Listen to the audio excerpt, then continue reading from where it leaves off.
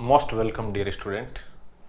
स्वागत है प्यारे विद्यार्थियों कक्षा 10 के इस आज के सेशन में। साथियों, जैसा कि पिछले सेशन में हमने एक्सरसाइज 1.1 के पहले 2 सवालों के बारे में चर्चा कर ली थी, आज तीसरे सवाल से आगे हम लोग उसको स्टार्ट करेंगे। Let's start. तीसरा प्रश्न आपसे बोल रहा है find the LCM and HCF of following integer by applying prime factorization method. मतलब आपको अभाज्य गुणनखंड विधि से, कौन सी विधि से? अभाज्य गुणनखंड विधि का उपयोग करते हुए जो ये नीचे प्रश्न दिया हुआ है इसका क्या करना है? एचसीएफ भी फाइंड आउट करना है और एलसीएम भी फाइंड आउट करना है। तो प्यारे विद्यार्थियों, ये हम किस प्रकार से करेंगे देखिए आप। हल बाय प्राइम फैक्टराइजेशन, अभाज्य गुणनखंड करने पर या अभाज्य गुणनखंड से। किस किस का? सबसे पहले हमने अभाज्य गुणनखंड किया प्यारे साथियों 12 का प्राइम फैक्टर। अब अभाज्य गुणनखंड के अंदर पहले ही हम लोग चर्चा कर चुके हैं कि अभाज्य संख्याओं का भाग देना होता है। और अभाज्य संख्याएं कौन कौन सी है? 2, 3, 5, 7, 11, 13 ऐसे। तो सबसे छोटी अभाज्य संख्या कौन सी है? 2। 2 का भाग 12 में जाता है तो दे दिया जाए। कितनी बार जाएगा प्यारे विद्यार्थियों? भाग जाएगा 6 बार। फिर 6 में 2 का भाग और जाता है 3 बार, और 3 में 3 का भाग जाता है 1 बार। तब अब हम लोग क्या करेंगे? 12 को क्या लिख देंगे? 2 गुणा 2 गुणा 3। इसको ऐसे भी लिखा जा सकता है साथियों, 2 की पावर 2 इंटू 3। याद रह जाएगा आपको, 2 की पावर 2 इंटू 3। फिर अगला क्या है? दूसरी जो संख्या है वो है आपके पास 15। ये दी हुई 15। 15 में 15 2 से डिविजिबल है नहीं, क्योंकि 2 से डिविजिबल होने के लिए आपके जो वंश वाली डिजिट है वो 0, 2, 4, 6 और 8 होनी चाहिए। इकाई अंक 0, 2, 4, 6 और 8 होना चाहिए, जो है नहीं।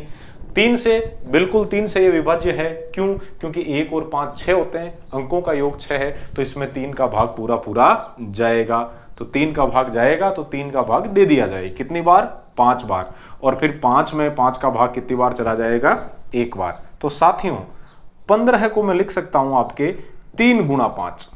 3 गुणा 5 सीधी शिफ्ट है अपने पास कितना? 21। ये 21 में दे दो 3 का भाग, 2 का जाएगा नहीं, 3 का 7 बार और 7 में 7 का 1 बार। तो इसको आपने लिख दिया यहां पर 21 और 21 को लिख दिया 3 गुणा 7। अब देखो इसको ऐसा लिखा जा सकता है 3 की पावर 1, 5 की पावर 1, और इसको ऐसा लिखा जा सकता है 3 की पावर 1 और 7 की पावर 1। क्या ज्ञात करना है आपको? कि गुरुजी हमें एलसीएम लेके आना है। एलसीएम, तो एलसीएम ज्ञात करने के लिए एलसीएम किस किस का? एलसीएम आपके 12 का, 15 का और 21 का। तो एलसीएम ज्ञात करने के लिए 3 संख्याएं हैं। इन तीनों में आपको यह ध्यान रखना है, सबसे पहले प्रत्येक पद की, इसमें इस चीज का ध्यान रखो, प्रत्येक पद की आपको उच्चतम पावर लेनी है, हाईएस्ट पावर लेनी है, छोड़ना किसी को नहीं है। एलसीएम का मतलब लेसअप मतलब ले लो, छोड़ना किसी को भी नहीं है हमें। तो आपको यह ध्यान रखना है, ये घात के रूप में मैंने लिखा है, प्रत्येक पद की सबसे ज्यादा घात। जैसे ये 2 है और किसी भी पद में 2 नहीं है, ठीक है, तो 2 की घात हाईएस्ट कितनी है आपके पास? 2। तो ऐसा करो आप 2 की पावर 2 ले लो। फिर देखो 3 इसमें भी है, इसमें भी है, इसमें भी है, परंतु तीनों में सबसे हाईएस्ट पावर कितनी है?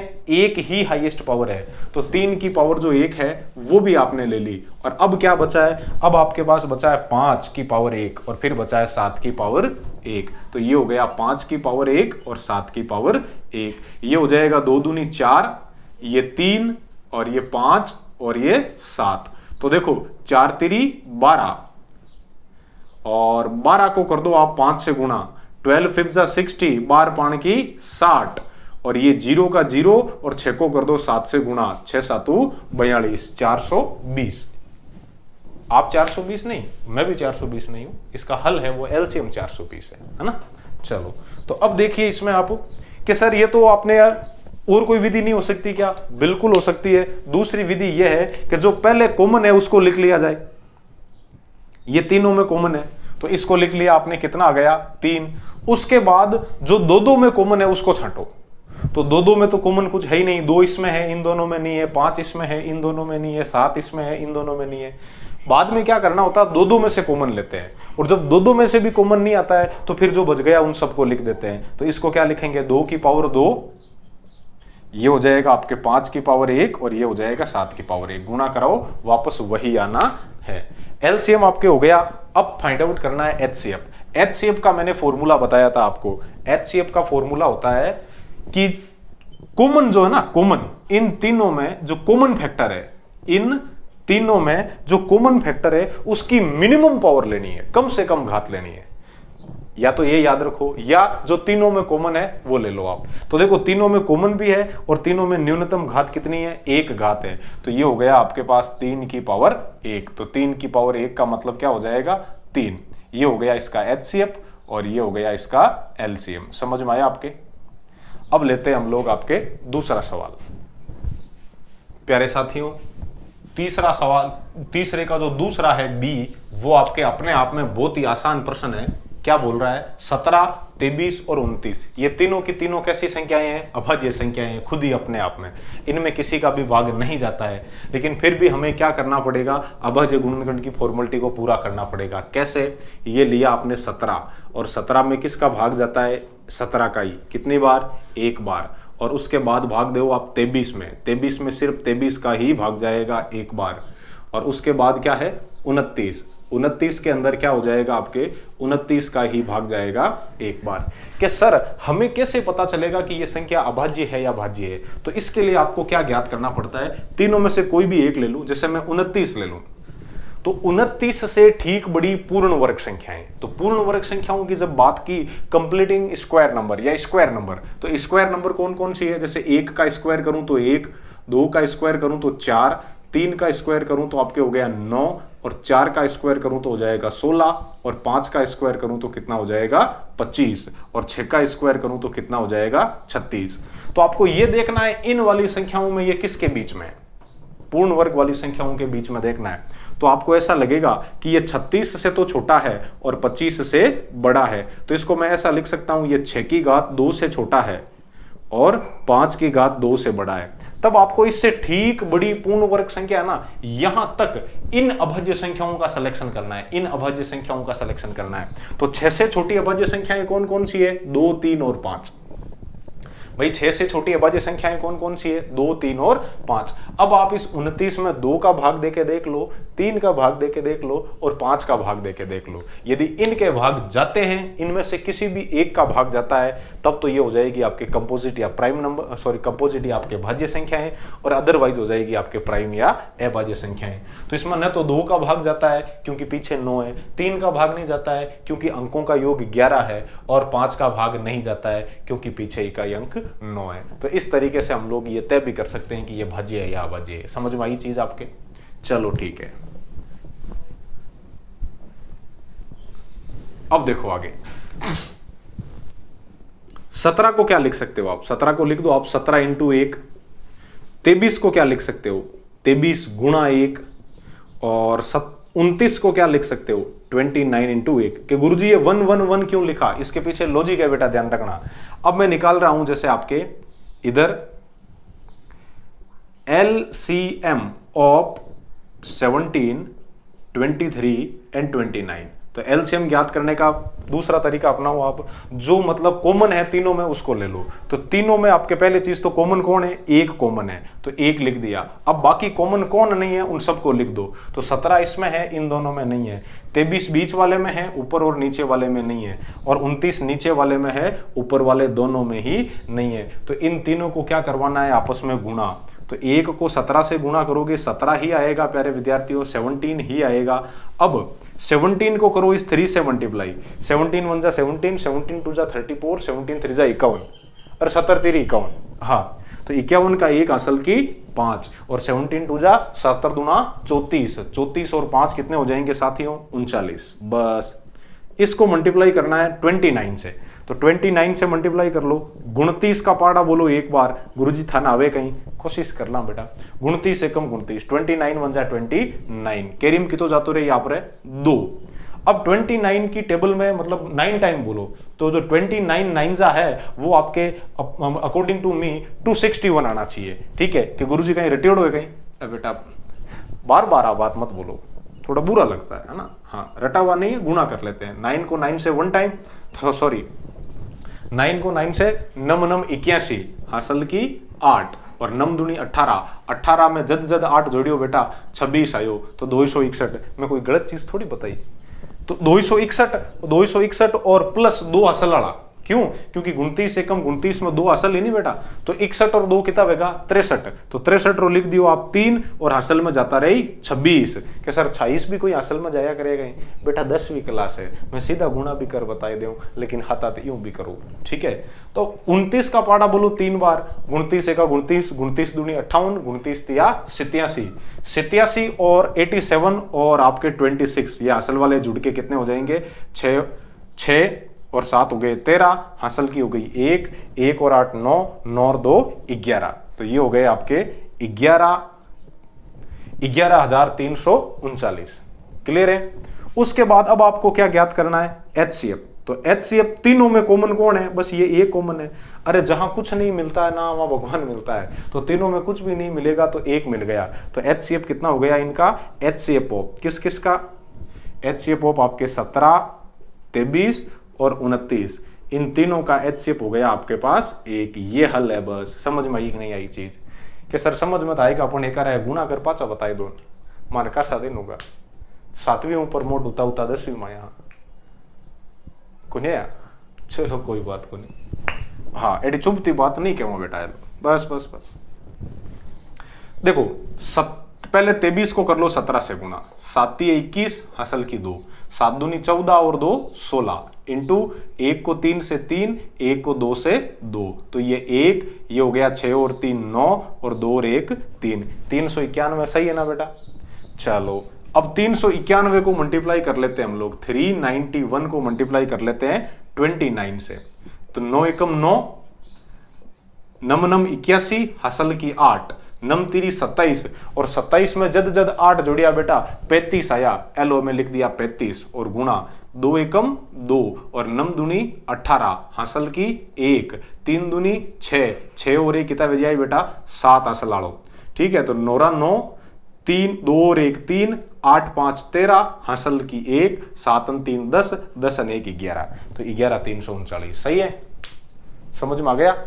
तो ले में तीसरे का तीसरा, आपकी इच्छा। चलो हल तीसरे का तीसरा प्रश्न देखिए, आखिरी प्रश्न है 8 9 और 25। तो सबसे पहले क्या करेंगे? बाई प्राइम फैक्टर, अभाज्य गुणनखंड से, अभाज्य गुणनखंड से। तो अभाज्य गुणनखंड करें तो सबसे पहली संख्या कौन सी है? 8। 8 में किसका भाग जाएगा साथियों? 2 का। कितनी बार? 4 बार। फिर से 2 का भाग कितनी बार? 2 बार। फिर से 2 का भाग कितनी बार? 1 बार।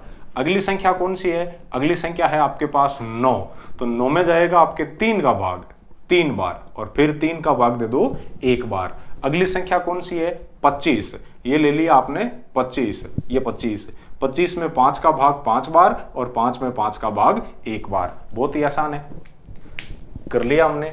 अब देखो साथियों, जैसे ये आपके 8 है तो 8 को आप लोग क्या लिख सकते हो?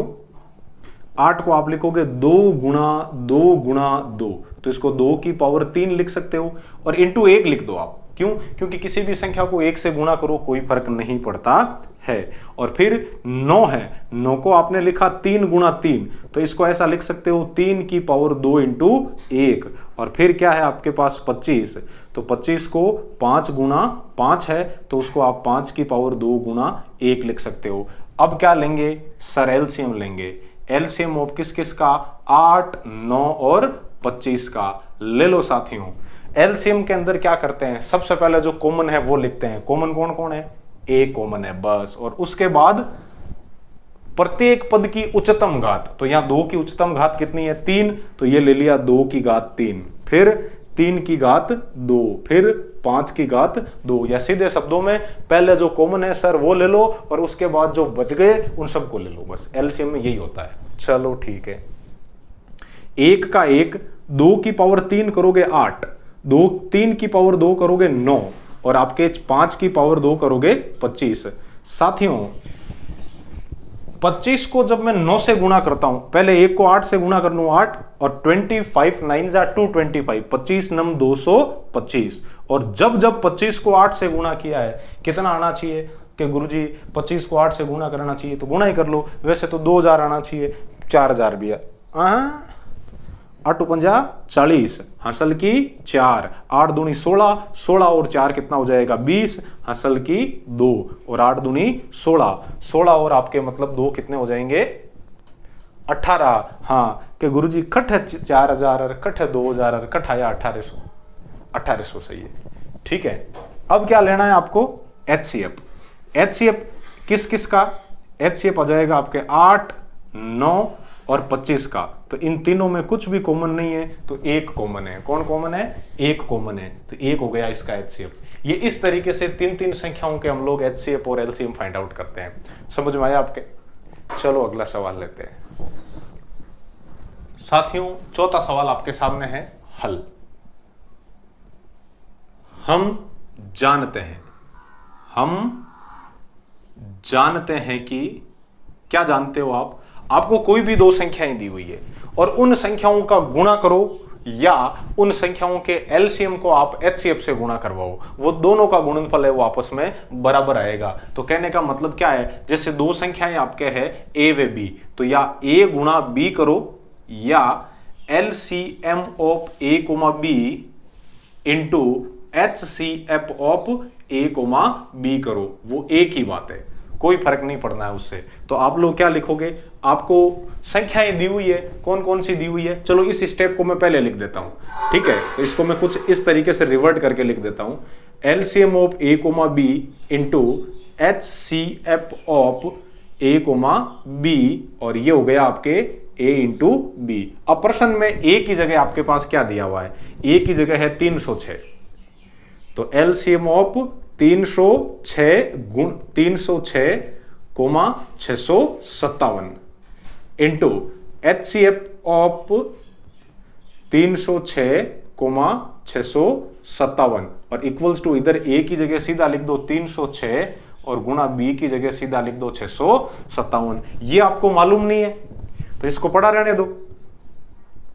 LCM ऑफ 306, 657, तो ये तो है बिना मालूम, बिना मालूम इंटू मालूम। मालूम क्या है आपको, HCF आपको दिया हुआ 306 और 657 का HCF कितना है 9, और इक्वल्स टू मालूम, तो इक्वल्स टू मालूम में आपको क्या क्या दिया हुआ है 306 गुणा 657। अरे बहुत ही आसान है, बिना मालूम इंटू मालूम इक्वल्स टू मालूम, देन बिना मालूम इक्वल्स टू मालूम। अभी कर लेंगे हम लोग, कैसे करते हैं देखो आप, ये 9 इसके गुणा में है ना साथियों, तो एक काम करो, इस 9 को उधर जब आप ट्रांसफर करोगे तो वो चला जाएगा भाग में। हिंदी मीडियम वाले लिख सकते हैं पक्षांतरण करने पर, तो 9 का पक्षांतरण करेंगे तो इधर गुणा में है, उधर चला जाएगा भाग में, तो भाग में भेज दो, ये हो गया 657। डिवाइडेशन में कितना है 9।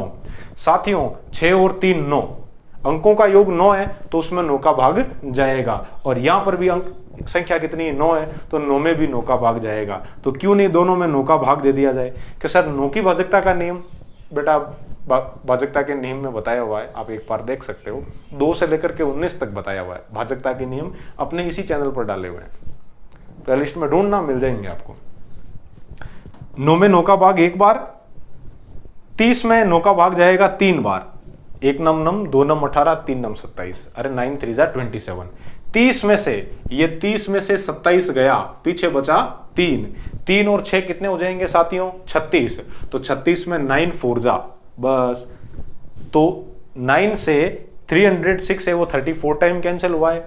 अब 34 को मल्टीप्लाई करना है किसके साथ, 657 के साथ, तो ये हो गया 657 मल्टीप्लाई विथ 34, अरे 7 चौक 28, हासिल की 2, 4 पंजा 20, 20 और 2 22, 5 ही हासिल की 2, 6 चौक 24, 24 और 2 हासिल वाली 26, गुणा, अब करवा दो 3 से गुणा, 3 को 7 से गुणा करो, 7 है 21, हासिल की 2, 3 को करो 5 से गुणा, 3 पंजा 15, 15 और 2 हासिल वाली 17, अब हासिल की कितनी बची है 1, और 6 3 18, 18 और 1 हासिल वाली कितनी हो जाएगी 19, जोड़ दो 8, 1 और 2 3, 7 और 6 13, हासिल की 1, 9 और 1 10, 10 और 2 12, और ये वापस आपने लिख दिया 12, हासिल की 1 और 1 और 1 ये कितना हो जाएगा 2। तो कितना आया है आपके 22,338, ये इसका हल है। समझ में आ रही है ना एक एक चीज, अच्छे तरीके से वे में चल रहे हैं हम, फ्लो में चल रहे हैं, बिल्कुल आसानी से समझेंगे। चलिए अगला सवाल, पांचवा सवाल आपसे क्या हताई कर रहा है, पांचवा सवाल आपसे ये हताई कर रहा है कि चेक वेदर 6 की power n can ends with the digit 0 for any natural number. ये कहना चाहता है कि 6 की पावर n, n क्या है, कोई भी एक नेचुरल नंबर है, प्राकृत संख्या है, क्या उसके लिए कभी भी ये अंक जैसे ये मतलब आपकी 0 पर समाप्त हो सकता है। 0 पर समाप्त होने का मतलब है उसकी इकाई का अंक है वो क्या आना चाहिए, 0 आना चाहिए। ये चीज आपको इसमें चेक करनी है। तो साथियों हल के अंदर देखो आप, मैं प्रश्नानुसार किसके अकॉर्डिंग, अकॉर्डिंग टू क्वेश्चन, प्रश्नानुसार जो ये 6 की पावर n है इसको मैं ऐसा लिख सकता हूं 2 इंटू 3 की पावर कर दूं मैं n। और हमने एक्सपोनेंट के अंदर या फिर आपके मतलब शर्ट्स के अंदर पढ़े थे कि मतलब दो संख्याएं, दो मतलब आपके इंटीजर दिए हुए हैं और गुणा में है उसके ऊपर पावर n है, तो उस पावर को अलग अलग किया जा सकता है। अब देखो 2 की पावर n हो गई, 3 की पावर n हो गई, जहां ये स्टेटमेंट लिखना है n क्या है, कोई एक n क्या है, कोई एक प्राकृत संख्या है, प्राकृत संख्या है। याद रखना साथियों, जितनी कितनी भी प्राकृत संख्याएं हैं उनमें केवल वही संख्याएं जिनके पीछे 0 हो, उनकी पावर आप बढ़ाते हो नेचुरल संख्या के अंदर, वो ही 0 पर समाप्त होती है। जैसे 10, 10 की पावर 1 करते हैं तो 10, 10 की पावर 2 करते हैं तो 100, 10 की पावर 3 करते हैं तो 1000। ठीक उसी प्रकार से जैसे 20 है, 20 की पावर 1 करें तो ये हो जाएगा आपके मतलब 20, 20 की पावर 2 करें तो वो क्या हो जाएगी आपके मतलब 400। तो इस वे में चलेगी। मतलब एक चीज देखिए 20 है ना, तो इस 10 को देखा जाए तो 10 में क्या है 2 गुणा 5 है, और 20 को देखा जाए तो इसमें 2 गुणा 5 होना चाहिए। मतलब केवल वह संख्याएं जिनमें आपके 2 भी होना चाहिए और 5 भी होना चाहिए अभाज्य गुणनखंड, मतलब वह संख्याएं जिनमें आपके प्राइम फैक्टर है वो 2 भी अवेलेबल होना चाहिए और 5 भी अवेलेबल होना चाहिए। अकेले 2 से भी कुछ नहीं होगा, अकेले 5 से भी कुछ नहीं होगा। जब ये दोनों साथ में होंगे तो उन संख्याओं की आप पावर करते हो, नेचुरल नंबर के अंदर बढ़ाते हो 1 2 3 4, 100% वो 0 पर समाप्त होगी। लेकिन यहां देखूं तो मुझे ऐसा लगता है कौन नहीं है, 5 नहीं है, 5 नहीं है। तो यहां क्या लिखोगे, संख्या 6 के अभाज्य गुणनखंड में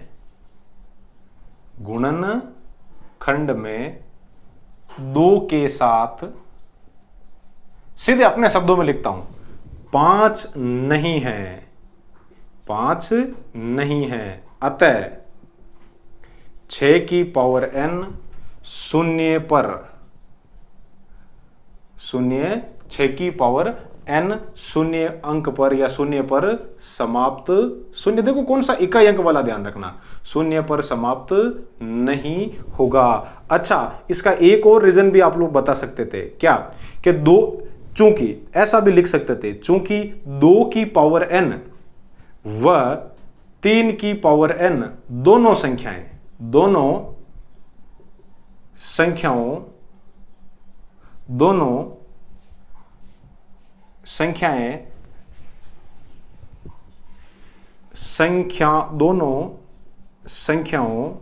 का इकाई अंक शून्य नहीं है। अतः 6 की पावर n का इकाई अंक, 6 की पावर n का इकाई अंक, 6 की पावर n का इकाई अंक 0 नहीं होगा या 0 पर समाप्त नहीं होगी। क्यों? क्योंकि जब ये भी 0 नहीं है, ये भी 0 नहीं है, तो इन दोनों को गुणा करवाएंगे, शून्य नहीं है। अतः इनका गुणनफल, इनका गुणनफल, एक वर्ड और जोड़ देना, इनका गुणनफल 6 की पावर n का इकाई अंक 0 नहीं होगा। बस ये चीज ध्यान रखो। 2 तरीके बता दिए मैंने आपको, समझा के बता दिए। कैसे लगे जरूर बताना, समझ में आया कि नहीं आया। अब लेते हैं अगला सवाल। प्यारे साथियों, एक्सरसाइज 1.1 और आज के इस सेशन का अपना ये आखिरी सवाल है। और 7वां प्रश्न आपसे क्या बोल रहा है कि there are a circular path around a sport field, मतलब कोई भी खेल का मैदान है उसके चारों ओर एक वर्ताकार मतलब रास्ता बना हुआ है। Sonia takes 18 minute to drive 1 round at the field, मतलब सोनिया बाईसा, सोनिया नाम की कोई लड़की है, वो इस मैदान का एक चक्कर पूरा काटने में 18 मिनट लेती है। कितने मिनट लेती है बेटा? 18 मिनट लेती है। चलो, और उसके बाद आपसे क्या बोल रहा है? Well Ravi takes 12 minute for the same. एक दूसरे मेंबर यहां और है, रवि भैया, वो क्या कर रहे हैं? इस मैदान का एक चक्कर पूरा काटने में 12 मिनट लेते हैं। चलो कोई बात नहीं, फास्ट दौड़ते हैं, अच्छी बात है। Suppose they are both start same point, माना कि वो दोनों एक ही बिंदु से दौड़ना प्रारंभ करें, एंड द सेम टाइम, एक ही समय पर, एक ही स्थान से, and go in the same direction, और एक ही दिशा में। तब आपको ये बताना है after how many minutes will meet again of at the starting point, मतलब वो दोनों एक बार दौड़ना शुरू कर दिया तो दौड़ने के बाद वापस स्टार्टिंग पॉइंट पर कब मिलेंगे? तो ये तो सीधी सी बात है भाई, रवि तेज दौड़ेगा, सोनिया धीरे धीरे दौड़ेगी, सीधी सी बात है। ये आपस में मिलेंगे लेकिन इस पॉइंट पर नहीं मिलेंगे। इस पॉइंट पर कहां मिलेंगे? तो वो जो पॉइंट है वो सीधी सी बात है, रवि एक चक्कर में तो सोनिया को, मतलब रवि को एक चक्कर में तो सोनिया पकड़ ही नहीं पाएगी। तो कहने का मतलब 12 और 18 इन दोनों से तो ज्यादा ही मिनट लगने हैं। तो ज्यादा की बात आ गई तो हमें यहाँ क्या करना पड़ेगा? एलसीएम लेना पड़ेगा। दूसरा एलसीएम से भी करवा दो और मैं अदर वे में आपको समझा भी दूंगा। तो देखिए हल, सबसे पहले क्या लिखोगे? रवि द्वारा एक चक्कर तय करने में लगा समय इक्वल्स टू 12 मिनट, सीधी सी बात है। और दूसरा सोनिया द्वारा एक चक्कर तय करने में लगा समय कितना है? 18 मिनट है। ये हो गया 18 मिनट। अब प्रश्नानुसार, किसके अकॉर्डिंग?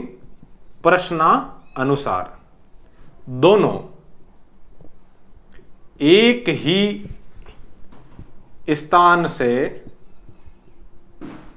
एक ही समय पर एक ही दिशा में दौड़ना शुरू करे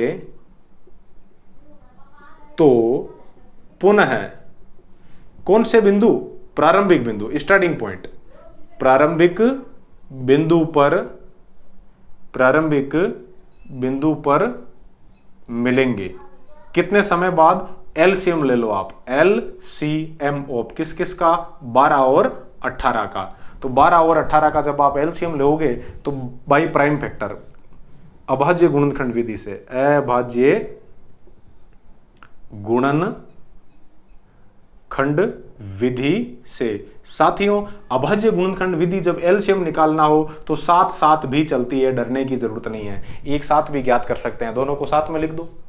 पहले भाग दो सबसे छोटी अभाज्य संख्या 2 का, 12 में चला गया आपके कितनी बार? 12 में चला गया 6 बार, 18 में चला गया 9 बार, फिर अगली बार और 2 का 2, 6 में चला जाएगा 3 बार, 9 में जाएगा नहीं, फिर दे दो 3 का, 3 में 1 बार और 9 में चला जाएगा 3 बार, फिर से दे दो 3 का, 1 और 1 आ गए, तो 1 और 1 आ गए, तो इसका मतलब क्या हो गया? एलसीएम आपके यहां ये, तो यहां से ये 2, ये 2, ये 3 और ये 3, तो लेस अब क्या हो गया अपना? 2 गुणा 2 गुणा 3 गुणा 3, और समय है तो यहां कर देंगे हम लोग मिनट।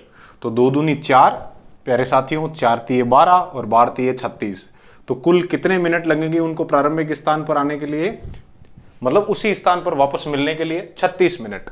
ये तो हो गया अपना जो मैथमेटिकल तरीका है। अब इसको हम लोग आसानी से इस तरीके से भी समझ सकते हैं साथियों।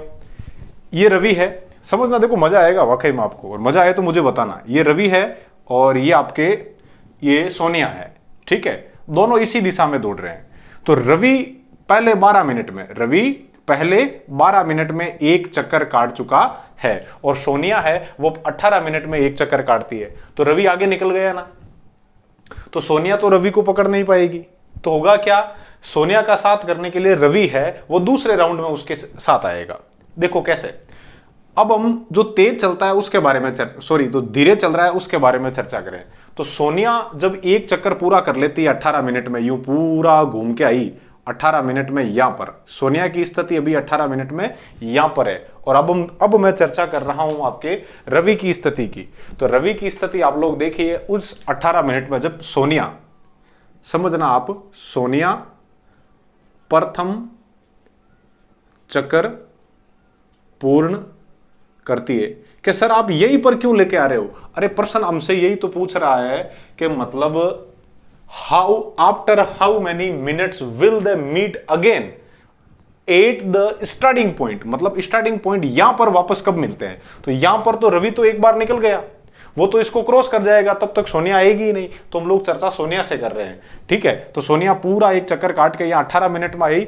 अब हम लोग स्थिति देखते हैं उस समय रवि कहाँ है। रवि ने क्या किया, रवि ने 12 मिनट में एक चक्कर पूरा काट लिया, ठीक है। तब तक सोनिया भाई साहब धीरे धीरे आराम से दौड़ रहे थे। फिर अगले 6 मिनट, क्योंकि सोनिया जब यहाँ 18 मिनट में पहुंचेगी तो 18 मिनट पर आपको किसकी स्थिति फाइंड आउट करनी है, रवि की। तो रवि 12, देखो 18 में से 12 के अंदर वो एक चक्कर पूरा लगा चुका है। पीछे कितना बचा, 6 मिनट। तो 6 मिनट में रवि है वो आपके यहां पहुंच जाएगा। जब सोनिया पहला चक्कर पूरा करती है तो रवि 1.5 चक्कर काट चुका है, सीधी सी बात है।